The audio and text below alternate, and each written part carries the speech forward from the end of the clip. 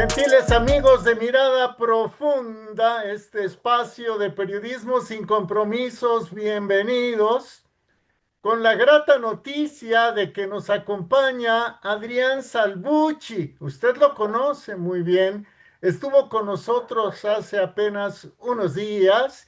Él es un estudioso de la historia, de la geopolítica y por supuesto también colaborador activo en distintos medios de comunicación.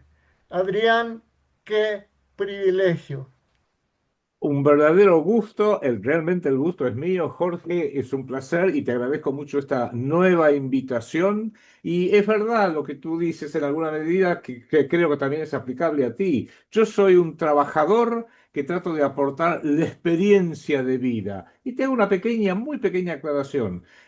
Casi toda mi experiencia no es académica, sino es empresaria. Y trabajé muchos años, décadas enteras, 30 años casi te diría en empresas británicas y norteamericanas que se dedican a lo que ellos llaman el risk management, la administración de riesgos, prever todo lo bueno que puede pasar, todo lo malo que puede pasar, cuán probable es que me caiga un asteroide en la cabeza, cuán probable es que choque con mi auto. Bueno, midiendo esas probabilidades uno puede ir entreviendo, no prediciendo, pero sí entreviendo los riesgos del futuro. Y esto lo vengo aplicando a la política, a la geopolítica, y uno saca algunas conclusiones. Mi querido y admirado Adrián, la vez pasada, la charla que tuvimos contigo hace unos días, tú hablabas de la conexión que hay entre la crisis actual y el surgimiento de un movimiento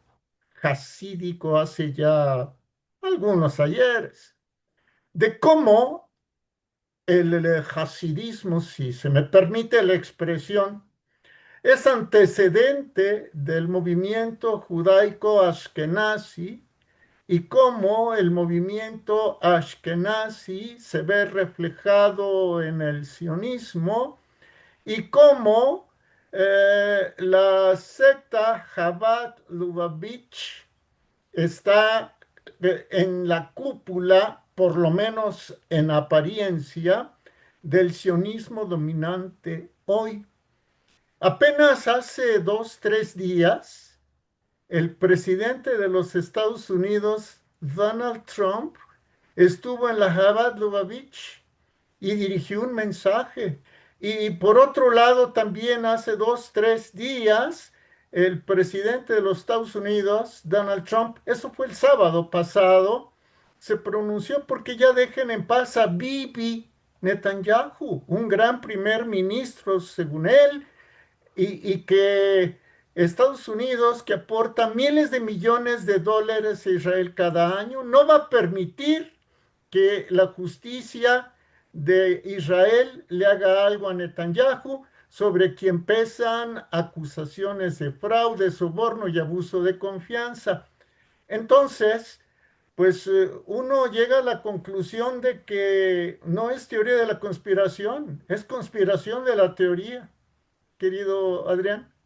Absolutamente, lo has definido muy bien. Mira, este es un tema que hay que abordarlo con mucho cuidado, con mucho tacto, porque debido a los esquemas de propaganda, a las estrategias de propaganda y de guerra psicológica que un sector de la comunidad judía muy vinculado al sionismo viene llevando adelante desde hace muchas décadas, desde principios del siglo pasado, hoy es muy difícil criticar, debatir y hablar sobre ciertos aspectos del judaísmo. Si uno lo hace, lo más probable es que alguno de los militantes defensores del Estado de Israel, o militantes defensores de ciertas corrientes judías, o militantes defensores del sionismo, te acusen automáticamente esa palabra mágica terrible que es antisemitismo. Entonces yo lo que vengo haciendo, justamente para que no vaya a ser que uno termine acusando o criticando injustamente, yo hago siempre una diferenciación entre cuatro categorías que hay que tenerlas muy distinguidas. Están integradas, es verdad, pero son diferentes.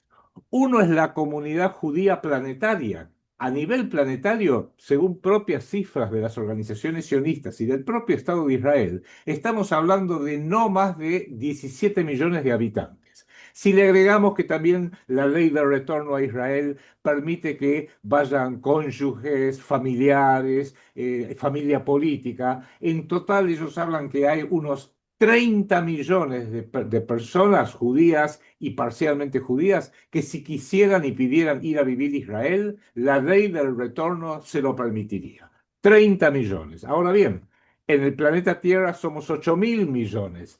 La proporción entre 30 millones que podríamos considerar los judíos puros o semipuros y los 8.000 millones de habitantes del planeta Tierra, estamos hablando que el 0,3% de la población mundial es judía. Con lo cual, la conclusión es obvia, el 99,7 no lo somos. Eso es en primer término que hay que tenerlo presente. Población muy pequeña, bastante dispersa, porque están en Israel, están en Estados Unidos, en ciertos países de la Unión Europea, están en México, hay muchos en Argentina y en el Brasil, pero están bastante limitados en distintos sectores. Segunda categoría que es importante tenerla muy, muy en clara, la religión judía. No es una religión de 5.700 años, como dice su calendario, en realidad es una religión que se puede rastrear a 3.700, 3.800 años en el pasado, muy ligada a lo que hoy es Palestina, partes de Jordania, partes del Líbano, a esa zona geográfica, donde había, según la Biblia, 12 tribus originales con una historia muy compleja, fueron perseguidos por los babilonios, fueron perseguidos por los romanos, por supuesto, y llegamos a nuestros días porque en el año 70 después de Cristo estaban colonizados por los romanos y el emperador Tito Augusto los expulsó totalmente de Palestina y quemó el templo, el segundo templo. El primer templo lo quemó Nabucodonosor hace como 3.000 y pico de años. El segundo templo lo arrasó junto con toda Jerusalén, o buena parte de ellos, el emperador Tito Augusto, y hoy están, uno de los sueños de la comunidad judía es reconstruir el tercer templo porque tiene ciertas implicancias babilónicas. Pero la religión judía, a mí al menos, que soy católico, apostólico romano, no me molesta, porque al contrariamente a algunas sectas, por ejemplo, sectas protestantes, que todos los domingos vienen a casa y nos golpean la puerta para convertirnos, quieren que seamos y nos hagamos protestantes o evangélicos o testigos de Jehová o algo así. El judaísmo en sí jamás te va a tocar la puerta, ni un viernes, ni un sábado, ni un domingo para convertirte. No, no lo va a hacer. No es una religión evangelizadora. Con lo cual, a mí por lo menos, segunda categoría, no me molesta en lo más mínimo. Tercer categoría, y acá entramos en el tema, la ideología fundamentalista del sionismo, íntimamente ligada con la parte de la comunidad judía, que son los Ashkenazim, que son los judíos hoy en día oriundos de Alemania, de Polonia y de Ucrania, que en realidad no tienen nada que ver con las 12 tribus originales de los judíos de la Biblia. Tan es así que uno de los grandes pensadores que analizó esto a fondo es un historiador judío bueno,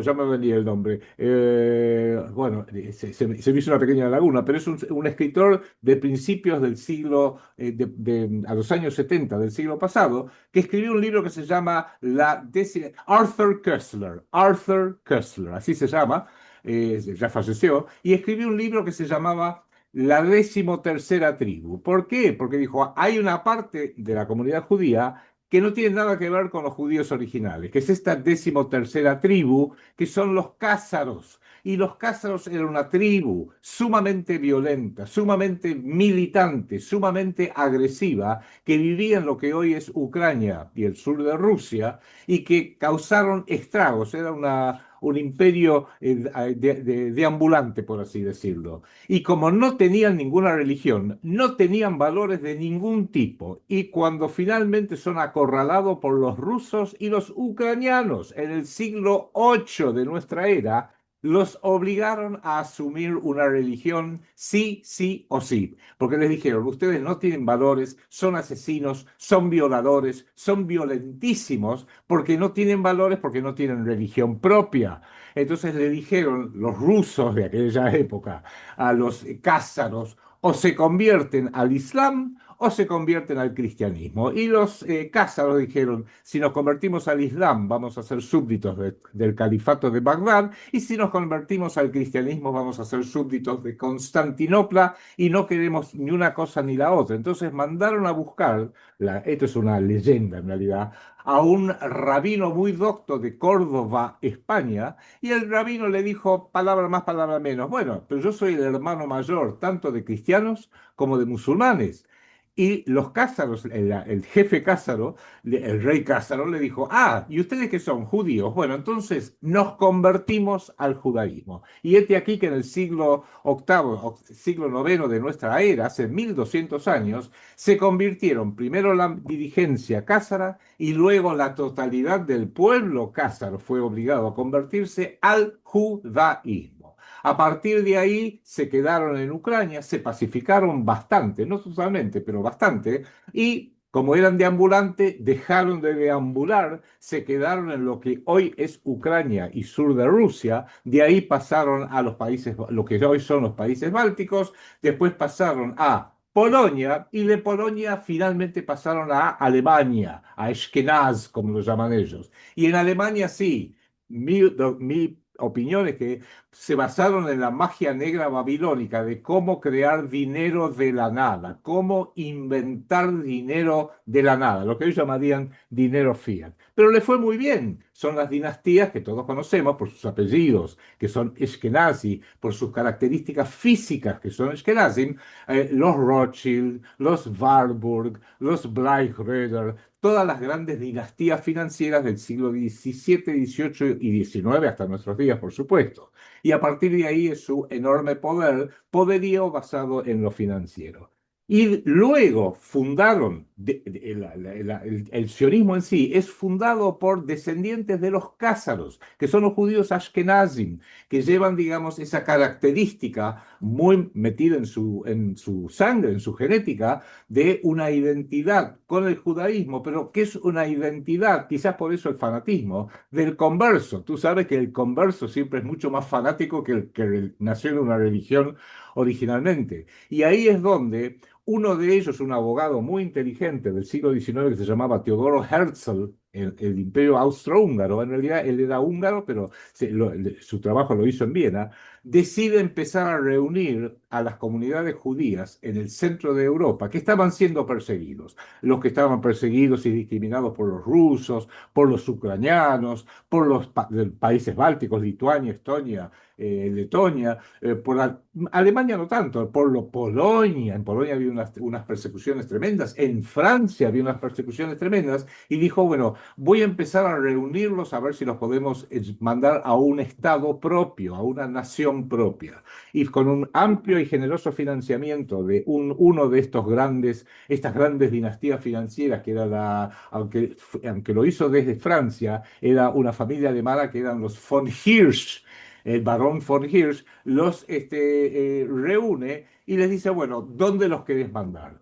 Y acá empieza, para ser totalmente honesto, una de mis preocupaciones. El primer lugar donde pensaron en hacerlos emigrar era la República Argentina. Ya es un tema que yo vengo tomando mucha nota. Es más, es así, es más. Teodoro Herzl escribe un libro que se llama Un Estado Judío, donde explica todo su planeamiento de reunir a todos los judíos que estaban siendo discriminados, perseguidos en todas partes de Europa Central, en un país. Y dijo, lo ideal sería en Palestina, porque la Biblia habla mucho de Judea, de Samaria, que están en lo que hoy es Palestina. Lo fue a ver, porque le hizo el contacto el barón von Hirsch, lo fue a ver al sultán del Imperio Otomano Turco y le preguntó, ¿me das Palestina? Y el sultán lo sacó rajando. Le dijo, de ninguna manera, retírese, usted está loco. Perfecto. Entonces empezó a decir, perfecto, si no puede ser en Palestina, Y acá en su libro fundacional que se llama Un Estado Judío, hay un capítulo entero que es una pregunta, ¿Palestina o Argentina? Bueno, esto es 1896, 1897, 1898, él forma el primer congreso sionista, porque esa es la ideología, es el sionismo, en la ciudad de Basilea, y el sionismo empieza a ser ya no algo de la religión judía, aunque sí cercano a, sino es una ideología absolutamente política que con el tiempo se transformó en algo fundamentalista, violentísimo, y ya hoy lo podemos decir abiertamente porque es noticia de todos los días, genocida, donde lo que buscan, lo que consideran que son racialmente superiores a todo el pueblo árabe, entonces asesinar a cientos de miles, millones de palestinos, que esos sí son los verdaderos semitas, son poblaciones semíticas, como lo son los libaneses, como lo son los jordanos, como lo son los sirios, como son los iraquíes, como son los libios, los egipcios, auténticos semitas, pero los ashkenazim no tienen sangre semita. Por eso hay que mirar solamente el rostro del ministro de Finanzas de Benjamín Netanyahu, que se llama hoy Benzion Smotrich, y es un hombre pelirrojo, tez blanca, ojos verdes, no tiene nada de semita. Pero ellos pudieron inventar esta farsa, yo lo considero una farsa, una mentira monstruosa, de decir, el que se opone al Estado de Israel, el que se opone al sionismo, el que se opone al judaísmo, es un antisemita. Y es verdad, una parte, la parte original de la población judía, eran semitas, los sefardíes, los mizrahi vienen del norte de África, los sefardíes de España, cuando fueron expulsados y fueron por la reina católica, quedaron en España, pero es solamente el 15% de la población y no son la clase dirigente. La clase dirigente es el otro 85%, que son Ashkenazim, que son el gobierno, por ejemplo, de Netanyahu, sin ir más lejos, y que son los que hoy manejan el sionismo a nivel planetario. De manera que, para hacer un pequeño, un redondeo, mi personal oposición no es hacia la religión, no es hacia una comunidad entera, que para colmo es una comunidad pequeña, sino hacia su ideología de supremacismo judío, supremacismo político, que es el sionismo, y su consecuencia catastrófica de 1948, que fue la creación del Estado de Israel, que hoy es un régimen absolutamente sionista y criminal. Y en esta ecuación, ¿cómo queda la secta Chabad Lubavitch? Bueno, tú sabes, sí que esa es tu original pregunta, pero me pareció oportuno hacer este pequeño desarrollo previo por lo siguiente. El sionismo político, que nace con Teodoro Herzl, nace con el primer congreso sionista de Basilea en Suiza a finales del siglo XIX, luego la historia va produciéndose lo que pasa, viene la Primera Guerra Mundial, antes de la Primera Guerra Mundial era más que evidente que esa guerra la iban a perder las potencias centrales, el Imperio Alemán, el Imperio Austrohúngaro y el Imperio Otomano Turco, que eran los dueños originales de lo que hoy es Palestina. Entonces, ya Inglaterra veía que ellos iban a ganar la guerra, Turquía la iba a perder, e hicieron la famosa declaración Balfour del 11 de noviembre de 1917, donde el canciller del gobierno de Su Majestad Británica le promete a los sionistas, cuando nosotros nos hagamos cargo de Palestina, con todo gusto te vamos a ceder un territorio para que formes el Estado de Israel. Y eso que todavía no habían ganado la guerra, pero no importa, ya la veían venir. ¿Qué pasa? Esa declaración, ¿a qué organización sionista se lo dio? A ninguna, se lo dio a el que en ese momento era un diputado del Parlamento británico, Lionel Walter Rothschild, porque era tal el poder financiero, era tal la inserción económica y financiera de los Rothschild en Inglaterra, en Francia, en Alemania, estamos hablando de 1917, en Italia, en toda Europa, que se podían dar el gusto de decir la declaración de que van a crear un Estado de Israel. Me la dieron a mí, que soy un Rothschild. Y efectivamente así sucedió, pero vino la Primera Guerra Mundial, después la Segunda Guerra Mundial. Todos conocemos la historia de la Segunda Guerra Mundial, donde fueron perseguidos justos por pecadores, porque en realidad el gran error de Alemania, por supuesto, es que terminó diciendo esto es culpa de todos los judíos y los trataron mal a todos los judíos, cuando en realidad no. Esto es problema de todos los judíos sionistas, Y ya hoy en día lo que estamos viendo es un problema de los judíos sionistas y de los protestantes evangélicos que también son sionistas. Pero ¿qué pasa? El sionismo que empieza siendo un movimiento no tanto religioso, sino bastante aguerrido, geopolítico, militante, cázaro, después de la Segunda Guerra Mundial en general, y muy especialmente después de la Guerra de los 6 días de 1967, se movió hacia la derecha. Empezó siendo algo bastante de izquierda y no tan religioso, pero a partir de 1967 se corre hacia la derecha militante del partido Likud, por ejemplo, de Benjamín Netanyahu y de Menachem Begin y de Ariel Sharon, todos los primer ministros, mírenle la cara a Ariel Sharon y que alguien me diga dónde está la sangre semita. No tienen nada, no tienen una gota de sangre semita por más que utilicen esta mentira como una gran arma de guerra. Empiezan a hacer a moverse hacia la derecha y colaboran o estrechan vínculos, por así decirlo, con una secta jasídica que fue fundada en Polonia en el siglo XIX, que es la Chabad Lubavitch, que luego va hacia Europa. De Europa los rabinos se mudan a Estados Unidos y en Estados Unidos el poder es tan gigantesco que terminan instalando su sede en el condado de Brooklyn, en la ciudad de Nueva York, sí, después pasado el principio del siglo pasado. Y tuvieron un rabino que hoy en día lo consideran como un profeta, como un hombre prácticamente mágico, que era el rabino Menachem Schneerson, que falleció en 1994. Y que de padre se lo pasaron a hijos, finalmente, pero el último fue Menachem Schneerson, que hay un video muy interesante donde ellos están esperando que venga el Mesías, lo llaman así, el Mesías, que es lo que nosotros los católicos llamamos el anticristo, pero bueno, eso no se puede decir. Oye, digamos que si uno lo dice es antisemitismo, supongo.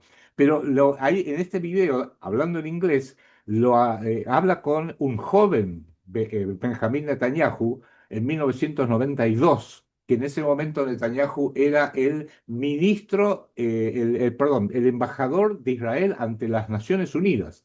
Y este rabino se acerca y le dice, están haciendo ustedes muy bien, y dice la siguiente profecía: usted va a ser primer ministro de Israel. Estamos hablando de 1992, era apenas el embajador de Israel, Netanyahu, ante la ONU. Usted va a poder darle la bienvenida en Israel al Mesías y le va a entregar Israel al Mesías.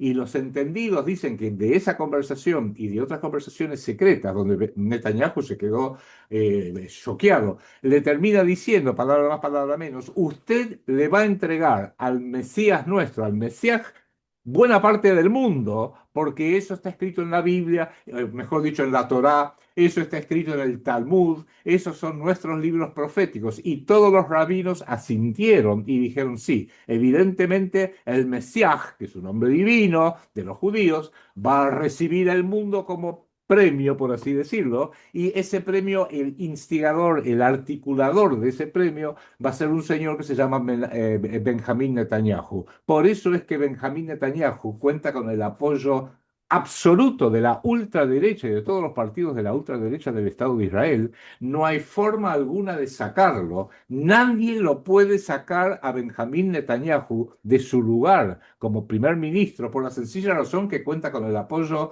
absoluto de todas las fuerzas sionistas, sean de derecha, de centro o inclusive a la izquierda. Y alguien tan poderoso, tan tremendamente poderoso como Donald Trump, tampoco lo puede sacar. Entonces, si no lo puede sacar Donald Trump, no lo puede sacar ningún líder europeo, evidentemente Donald Trump, para decirlo de una forma figurada, será el jefe máximo de Estados Unidos, pero Donald Trump tiene un jefe máximo que es Benjamín Netanyahu.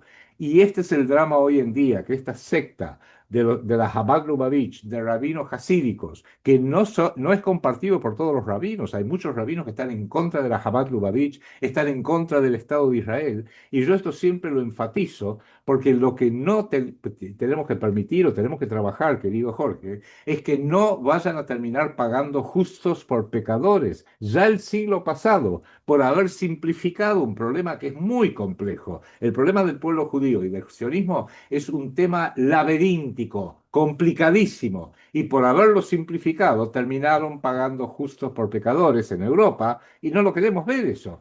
Hay muchos judíos que no son sionistas. Es más, Joe Biden tiene una famosa entrevista que le hacen en Israel cuando todavía era senador en Estados Unidos. Dijo, no hay que ser judío para ser sionista. Yo soy sionista y él, sin embargo, formalmente es católico. Y terminó diciendo algo así como, no todo judío es sionista, cosa que es una gran verdad, y no todo sionista es judío, cosa que también es una gran verdad. Él, por ejemplo, Donald Trump, que se convirtió al judaísmo, pero él nació como un protestante de la ciudad de Nueva York. En la Argentina tenemos un presidente que se ha declarado horriblemente judío, pero una cosa que es una aberración a la historia argentina y muestra el dinero cuando es aplicado a la política y a ciertas campañas políticas, las cosas que puede imponer, que un país que es 99% católico como la Argentina se le termine imponiendo, termine votando por la presión de la guerra psicológica a un presidente que representa apenas el 0,5% de la población, y hoy tengamos un presidente judío que dijo en una entrevista, todo lo que me falta es el pacto de sangre, o sea, el cortecito. Es una aberración. Lo mismo en México, que México, un país también cristiano en sus orígenes. Somos dos hijos de España, México y Argentina, y que ambos tengamos en la máxima estamento la presidencia de la nación a alguien del pueblo judío, es realmente da para pensar, alguien lo tiene que empezar a pensar y debatir. Lo mismo en Ucrania, antes de la guerra esta terrible que ha matado millones de ucranianos y rusos, había algo así como 42 millones de ucranianos antes de que fueran muertos, que se tuvieran que ir, que se tuvieran que desplazar. Y sin embargo, el judaísmo representa 0,5% de la población de Ucrania, pero por esas cosas de la vida y del dinero, los ucranianos tienen un presidente miembro de la colectividad judía. Entonces yo digo, Argentina, México, Ucrania, ¿qué es lo que hay que los hace tan enormemente poderosos? Y aunque de distinto estilo, el señor Volodymyr Zelensky, tampoco no hay nadie que lo pueda remover. Se peleó, lo retó fuertemente Donald Trump hace unos meses apenas en el Salón Oval, en la Casa Blanca. Usted va a empezar la Tercera Guerra Mundial, usted es terrible, y se quedó ahí chiquitito, quietito, como un nene que se deja retar por el maestro. Pero ahí lo tenemos. Y hagamos la siguiente aclaración que no es lo mismo para México y para Argentina. Zelensky no es el presidente de Ucrania. Tendría que haber habido elecciones parlamentarias en Ucrania en octubre del 2023 y él las anuló. Tendría que haber habido elecciones presidenciales en Ucrania para o ratificarlo a él en un nuevo periodo o para removerlo. Y él las suspendió. No hubo elecciones. ¿Y cuál es la conclusión? De la misma manera que no hay nadie en el planeta que lo pueda sacar a Bibi Netanyahu, tampoco hay nadie en el planeta que lo pueda sacar a Volodymyr Zelensky. Y la pregunta, ya sé que es terrible, y me van a acusar, si alguien estuviera escuchando, diría, antisemita, pero la realidad es, ¿cuál es el poder que tiene un Zelensky, un Netanyahu, para poder abrocharse en el poder y nadie en el planeta, ni siquiera Donald Trump, lo puede sacar? El poder del sionismo. Bueno, eso es ese es el tema que creo yo que es la misión mía y sé que también es la misión tuya. Empezar a explicarle a la gente qué es el sionismo para que lo entiendan y para que no caigan presa de esta estupidez, porque lo he escuchado al propio presidente George Bush decirlo en su momento. Atacar Israel y atacar el sionismo es lo mismo, es antisemitismo. No. No, no. Atacar a un individuo o una comunidad como la comunidad judía, atacarlos a todos, ¿por qué? Porque son judíos, eso es un delito, es una estupidez. Atacar a una religión, bueno, ya hoy en día, en pleno siglo XXI, atacar a una religión porque no es la mía, es más que una estupidez, es una idiotez total.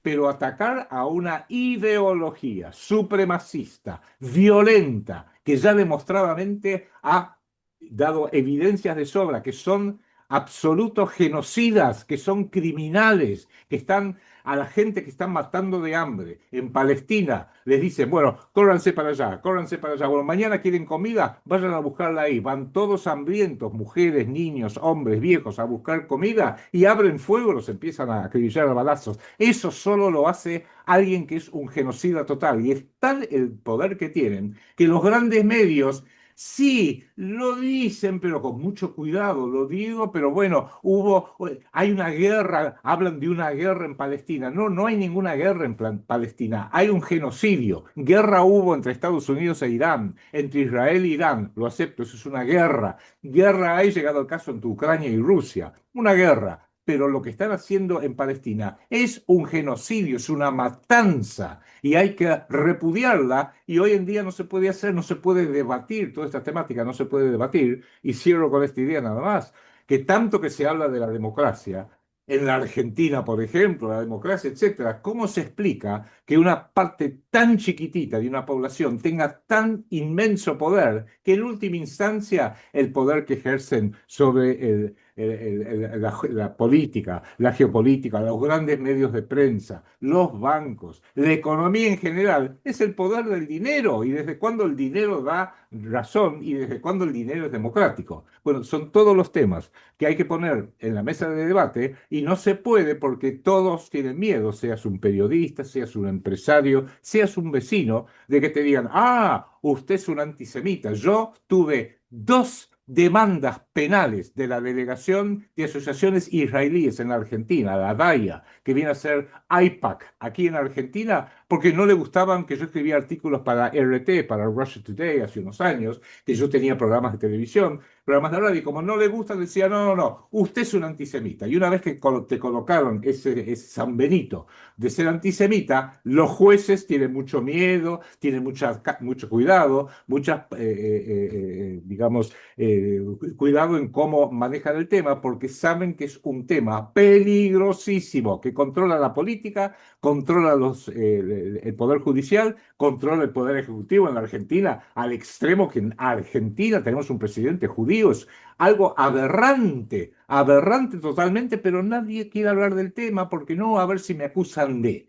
Entonces, todo esto, este miedo de opinar, esta autocensura que tienen todos nuestros periodistas, salvo vos y yo y unos pocos más, en los distintos países, bueno, eso es lo que hay que quebrar y hay que decirle a todos los pueblos, México, Argentina, la propia Estados Unidos, tienen que poder debatir algo porque todos tenemos el derecho a emitir nuestra opinión. Y para colmo, mienten abiertamente. Donald Trump, que ha demostrado ser un sionista aberrante, llegó a la presidencia diciendo, yo voy a ser el presidente de la paz, conmigo no va a haber ninguna nueva guerra, y terminó siendo un lacayo de Benjamín Netanyahu.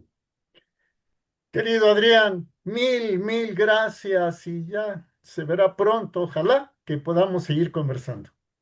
Estoy a tu disposición, te mando un fuerte abrazo y quedo a tu disposición como siempre. Igualmente, Adrián.